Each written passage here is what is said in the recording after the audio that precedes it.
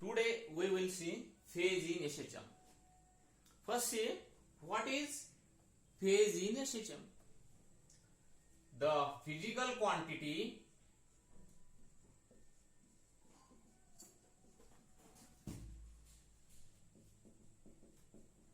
which describe the position of particle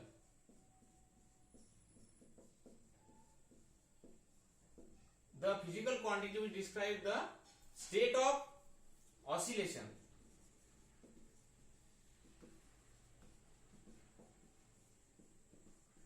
is called as phase in SHM. Phase in SHM, the physical quantity which describe the state of oscillation is called as phase in SHM. आता समजा एखादा particle when particle executes simple harmonic motion, we can determine its position or its state or its status. It determines status. For determination of its status or state of oscillation, we know number one, we know that displacement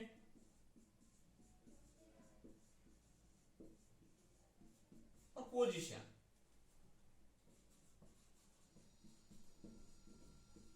Number two, direction of velocity.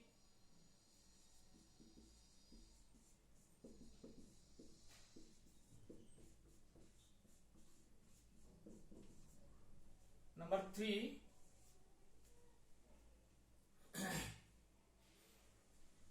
oscillation number.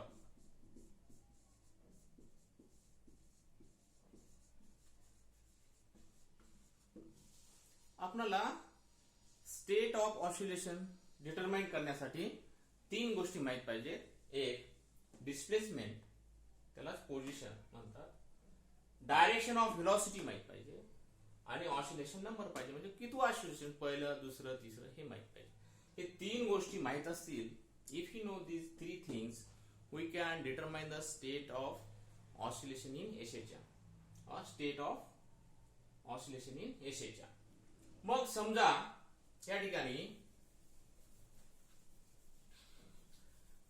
a particle executes SHM. समजा ही main position आहे, ही extreme position, ही another side extreme position, आणि हा particle एक्झिक्यूट्स काय simple harmonic motion. Particle simple harmonic motion मध्ये असेल तर आपल्याला displacement माहित आहे पार्टिकल.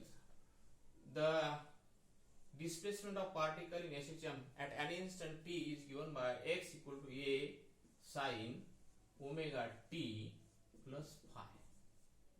या ठिकाणी this is the phase, म्हणजे ही फेज आहे. या ठिकाणी फेज आहे, means phase equal to theta equal to omega t plus phi. He phase झाली. ही phase, this phase changing with respect to time, goes on changing with respect to time. पहा इथे समजा particle mean पोझिशनला at time t equal to 0 आणि इथून इथे आला. किती फेज मधून त्याने डिस्टन्स कव्हर केलं, किती फेज कव्हर केली, पाय बाय 2. इथे पाय बाय 2 होईल, पाय बाय 2 म्हणजे इथं पाय बाय 2. मग इथून इथे आला आणि परत इथे आला, किती होईल, पाय. इथे आला 3 पाय बाय 2, इथे आला 2 पाय. म्हणजे with respect to time phase change होते, हे आपल्याला माहित आहे. With respect to time there is a change in phase, म्हणजे फेज डिपेंड्स अपॉन टाइम. आणि आपल्याला स्टेट ऑफ ऑसिलेशन डिटरमाइन करण्यासाठी या तीन गोष्टींची गरज आहे. मग ह्या ठिकाणी आपल्याला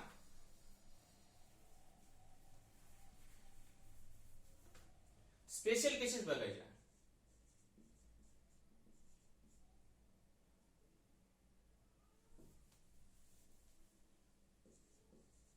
स्पेशल केसेस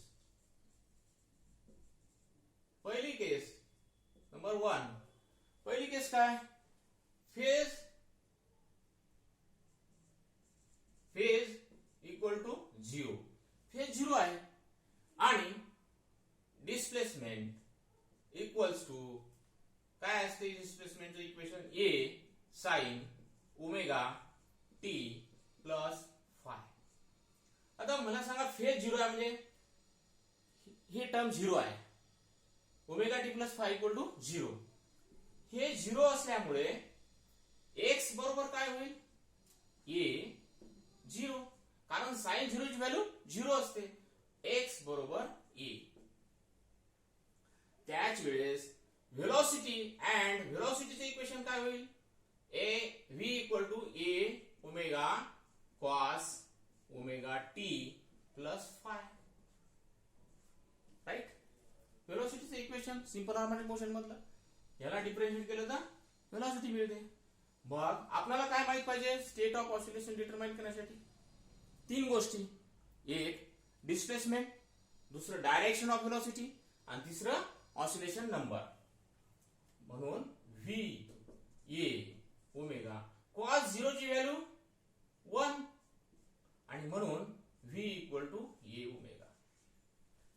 आता या ठिकाणी लक्ष द्या,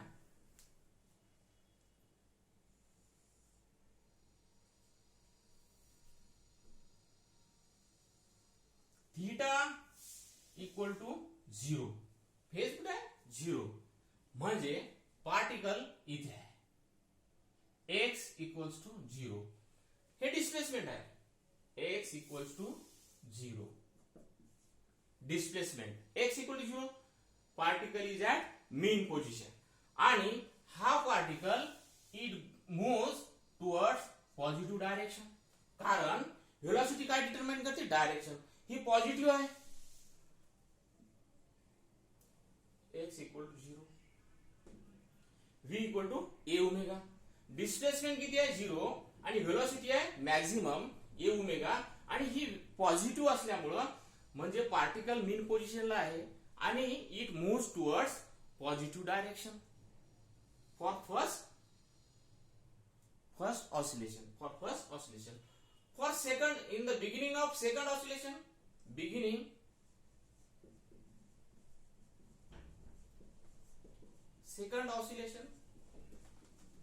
beginning of second oscillation, theta equal to 360 degree or 2 pi.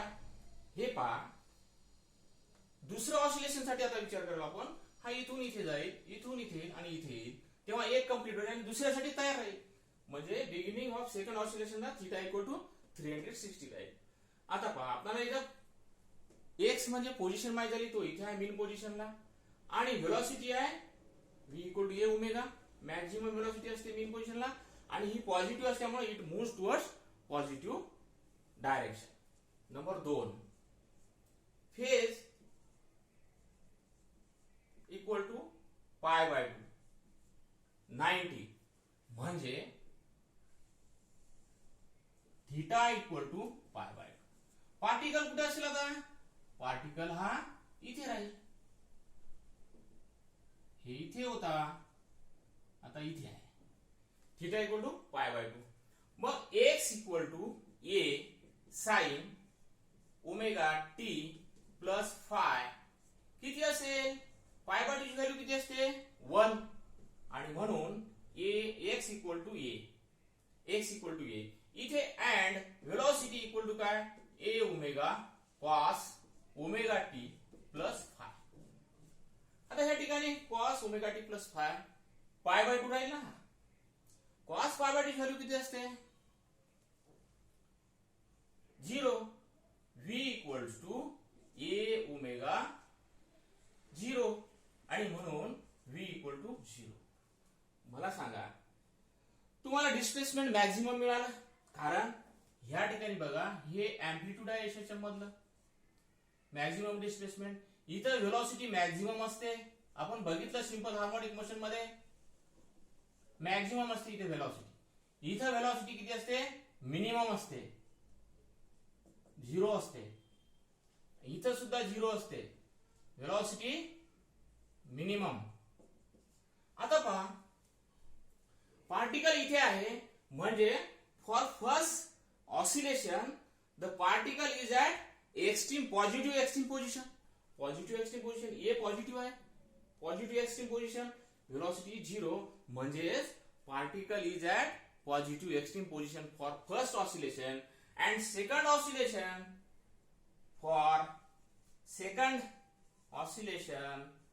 for second oscillation theta equal to 360 plus pi by 2 असेल. निश्चितच असेल 360 plus pi by 2. मला सांगा एक ऑसिलेशन इथून इथे येईल, इथे येईल, इथून इथे येईल आणि इथे येईल, तेव्हा एक ऑसिलेशन आणि दुसरे ऑसिलेशन तो इथे आला म्हणजे एक ऑसिलेशन कंप्लीट केलं 360 डिग्री आणि दुसऱ्या ऑसिलेशनला पाय बाय 2 म्हणून 360 प्लस पाय by 2 for second oscillation and so on. असा तो ऑसिलेशन करत असेल.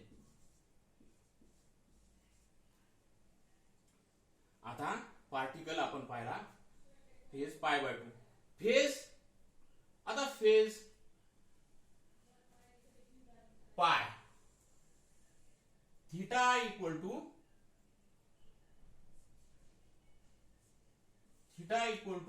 पाय. थीटा इक्वल टू पाय. कुठे आहे पार्टिकल? इथे येईल ना पार्टिकल. पार्टिकल इथे येईल. मग आता पहा phase equal to pi means 180 degree और पाय. मग x equal to sine omega T plus five.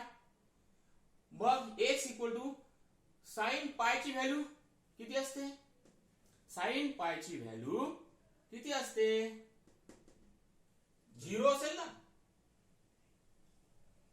Sign पायची व्हॅल्यू परत 0 आणि x equal to 0. x equal to 0.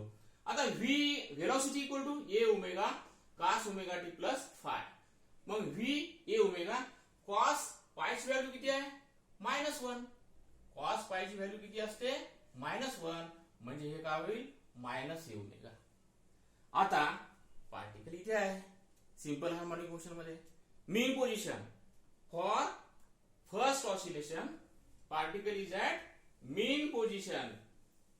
For first oscillation particle is at mean position and it moves towards negative extreme position.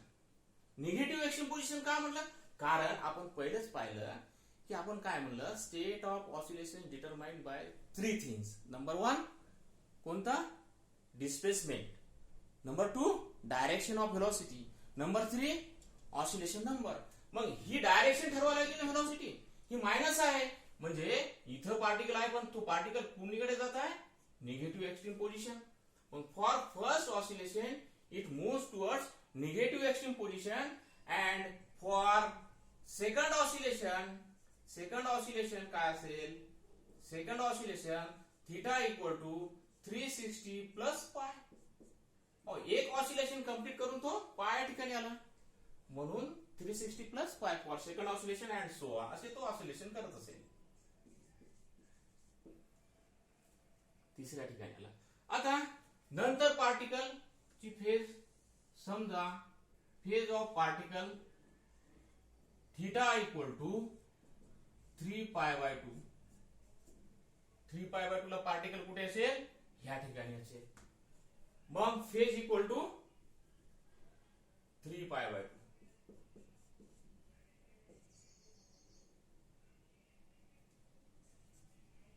3 pi by 2 आणि phase